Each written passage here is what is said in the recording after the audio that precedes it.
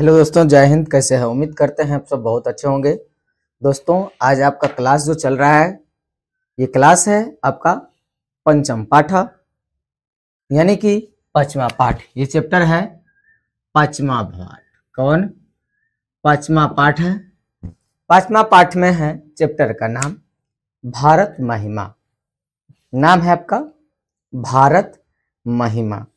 भारत महिमा आपको जानना चाहिए कि भारत महिमा किस प्रकार, आखिर भारत की ही महिमा की गई है और देशों की महिमा क्यों नहीं की गई है। भारतीय संस्कृति को अगर देखा जाए, परंपरा को देखा जाए, तो ये अलग हिसाब किताब की एक छाप छोड़ती रही है। आदि काल से लेकर के अनादि कालों तक ये जमाना आगे बढ़ा है। तो जो है भारत की महिमा, इसको देवताओं ने, ऋषि मुनियों ने किस प्रकार सजा के रखा, इस चीज को जानना हमें भी चाहिए। सबसे पहले कह रहा है इसमें कि अस्माकम देशा भारतवर्षम मिति कथ्यते। हमारा जो देश है ये भारतवर्ष कहलाते हैं। अब देख सकते हैं, ये जो है, थोड़ा जूम कीजिएगा, ये जो है आपका 10वां क्लास का संस्कृत है और इस संस्कृत का जो है 5वां चैप्टर का नाम है भारत महिमा। तो भारत महिमा जो है हमें भी पढ़ने का अवसर मिला, तो हमने सोचा क्यों नहीं आपको लेकर के हम चले। तो भारत महिमा में कह रहा है कि अस्माकं देश भारतवर्षम मिति कथ्यते। हमारा देश जो है भारतवर्ष कहे जाते हैं, और कहे जाते ही नहीं बल्कि है ही। अस्य महिमा सर्वत्र गीयते। यहाँ की महिमाओं का गायन लगभग हर जगह गाया जाता है।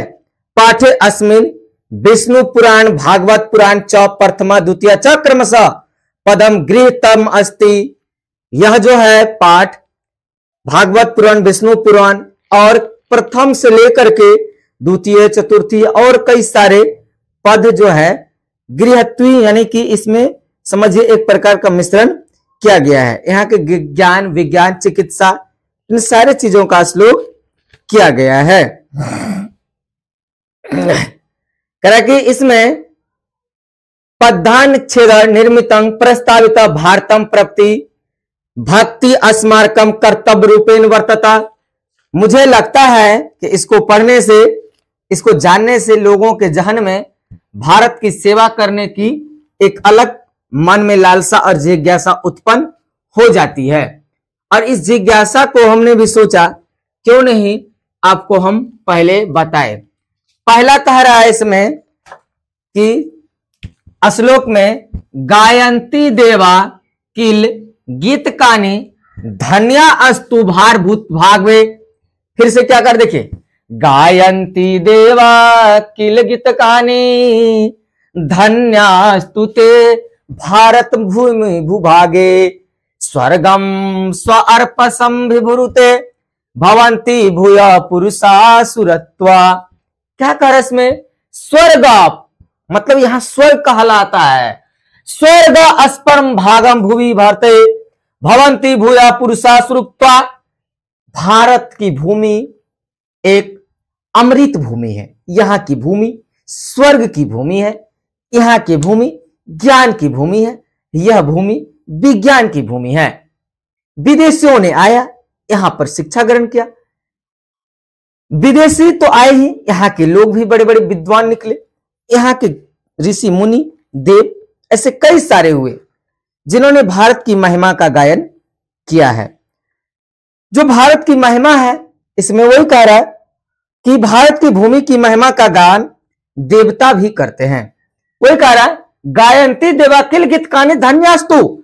यहां की जो है भारत की धरती की गुणगान देवता भी करते हैं। वे लोग धन्य है ते भागम भूभागते, धन्यास्तु ते भारत भूमि भागे। वे लोग धन्य हैं जिन्होंने भारत में जन्म लिया, जिन्होंने भारत में जन्म लिया और जिसका जन्म इसी देश में हुआ है। अगला कह रहा है इसमें कि यह भूमि जो है स्वर्ग है। और यहां पर मोक्ष प्रदान करने योग्य साधन जो है, मोक्ष स्वरूप हर चीज लगभग उपलब्ध है। यही कारण है कि यहां जन्म लेने वाले लोग भी एक प्रकार के देवतुल्य कहा जाता है। जो भारत में जन्म लेते हैं वह देवतुल्य कहलाते हैं, देवताओं की भूमि पर जन्म लिए। यहां पर जन्म लेने के लिए देवता भी तरसते हैं।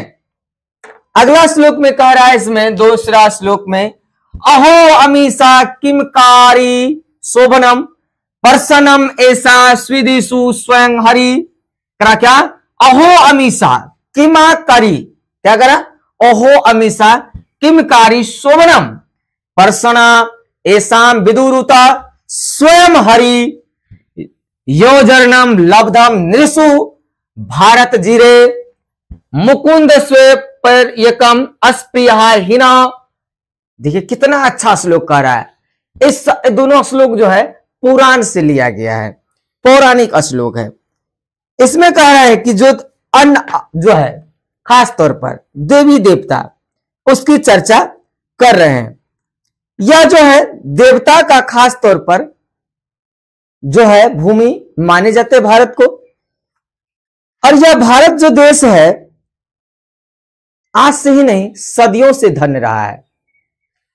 इस प्रस्तुत श्लोक के माध्यम से जो बताना चाहते हैं कवि लेखक, वह बताते हैं कि भारत जो है यह पुराणों से, यह जो है श्लोक मुख्य रूप से पुराण से लिया गया है।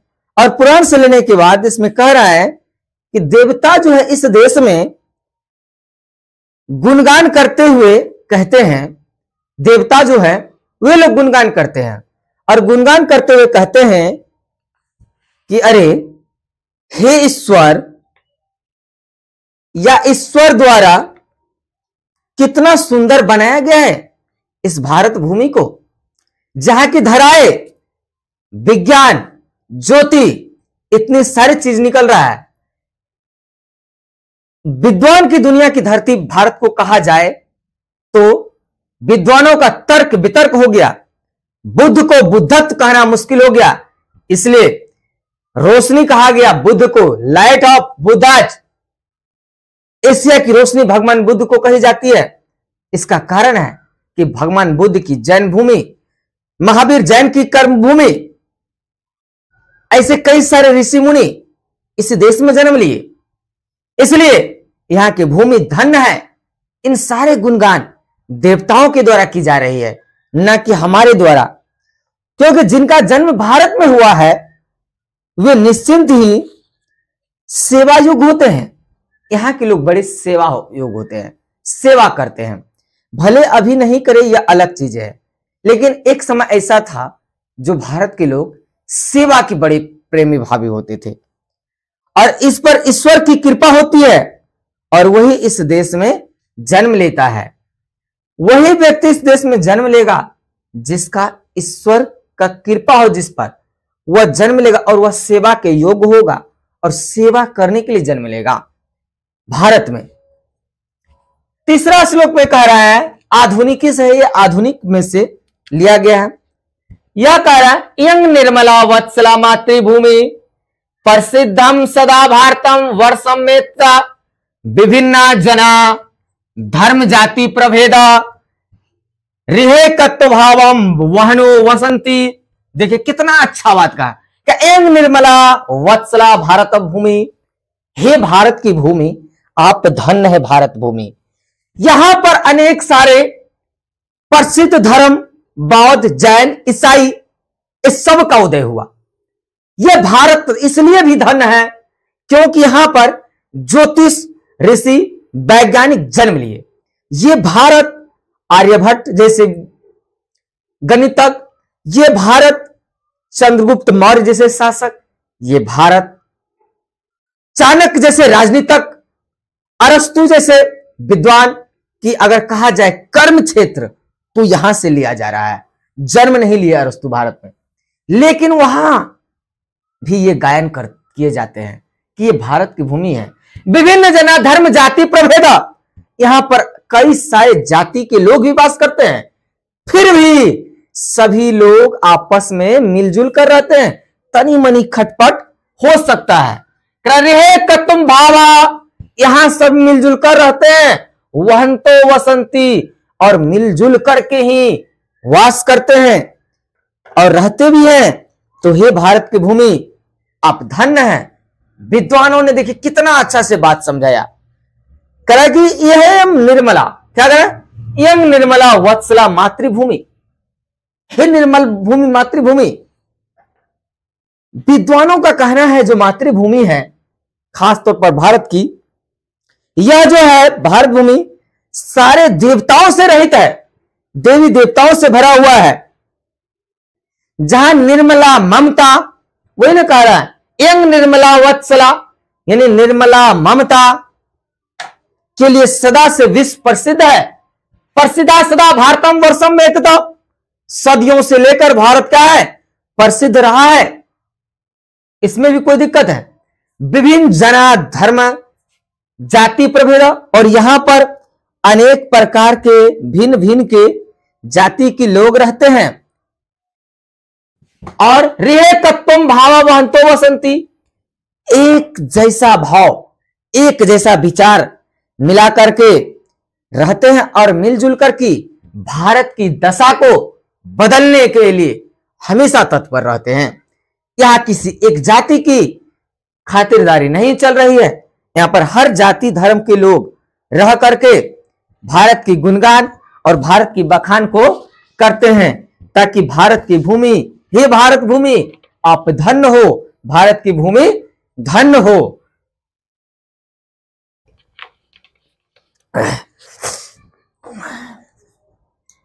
अगला कह रहे हैं आपका चौथा श्लोक, विशालाद अस्मेनाम धरा भारतीया, क्या करा, विशाला अस्मदीयानाम धरा भारतीया सदा सेविता सागरे रम्य रूपा वने पर्वत निर्झरे व्यभूति वृहंती भीरेसा सुभा चाप गाभी। देखिए कितना सटीक बात करे, विद्वानों ने कहां से ये सारा मिठास लाया है। लगता है एकदम शहद से भी ज्यादा मीठा है, बर्फ से कहीं ज्यादा मीठा है। इतनी सटीक सटीक लाइनें कहां से लाए हैं विद्वानों ने, क्या मजा भर दिया है। करेंगे विशालादा अस्माभ्याम धरा भारतीया सदा सविता सागरे रम्य रूपा, क्या करा, सदा सागरे रम्य रूपा वने पर्वत निर्झरने व्यर्थ भूमिता वयहंती भीरेसा सुबह चाप गाभी। हे विद्वान आप तो महान है, कहां से इन सारे चीजों को आपने लाया है। यह जो पाठ है भारत महिमा पाठ, विद्वानों का लगता है कि कलेजा निकाल के अपना रखना पड़ रहा है। हमारा देश जो है भारत अतीत से ही वन संपदा से भरा हुआ रहा है। नदी झरना तालाब द्रुम लताएं, यहां की बोली चाली भाषा पकवान व्यंजन प्रसिद्ध है दुनिया में। इसलिए भी भारत प्रसिद्ध है क्योंकि यहां ज्ञान विज्ञान के क्षेत्र के साथ साथ यहां की जो मिठास है, यहां के प्राकृतिक सौंदर्य है, इसको शायद लगता है फिर दूसरे देशों में मिलना मुश्किल है।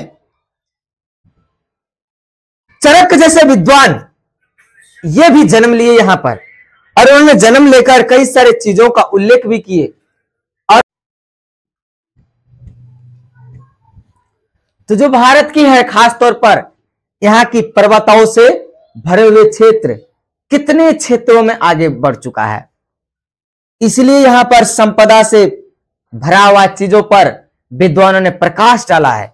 यहाँ के प्राकृतिक सौंदर्य का वर्णन क्या है और इसमें भारत की विशालता और प्राकृतिक संपदा का उन्होंने जिक्र किया है, तो विद्वानों को ऐसा लगा।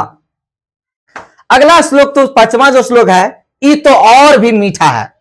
जगत गौरवम भारतम शोभनीयम, क्या कह रहा है, जगत गौरवम भारतम शोभनीयम सदा अस्माभिरे तत्यम पूजनीयम भवेदम देशभक्ति समय समजनम परादर्श रूपा सदा वर्जनीयान। देखिए कह रहा है जगत गौरवम, जगत के गुरुओं, जगत गुरु कहलाने वाले भारत, भारतम शोभयानाम, ये सौभाग्य की बात है कि भारत को जगत गुरु कहा गया। भारत को क्या कहा गया? जगत गुरु कहा गया। हम धन्य हैं, भारत जगत गुरु। सदा अस्मा तीरे व्यता पूजनीय, ये सदियों से पूजनीय है और इसकी पूजा अर्चनाएं होता रहा है, विश्व में गौरव बना हुआ रहा है। भय देशभक्ति समय शाम जननाम, और सभी लोगों के जहन में देशभक्ति जैसी भावनाएं उत्पन्न होती है।